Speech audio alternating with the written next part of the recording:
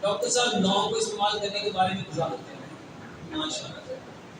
میرے محترم بھائیوں، پوری دنیا میں سب سے طاقتور چیز جو اللہ تعالیٰ نے پیدا کی ہے، ایک ریسرچ بتاتی ہے وہ لونگ ہے، وہ لونگ ہے، وہ لونگ ہے۔ اور ہماری بدقسمتی، ہم لونگ کھاتے ہی نہیں۔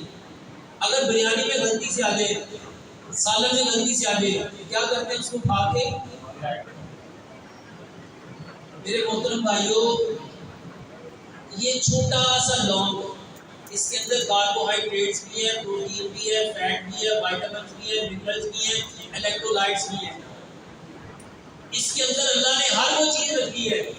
اور اس کا طریقہ کیا ہے میرے محترم بھائیوں؟ کاوے میں، دودھ میں، آپ جو چیز پکا رہے ہو، سالن میں، چاول میں، بریانی میں، قورمے میں، سردے میں، ہر چیز میں لونگ ہوتا ہے۔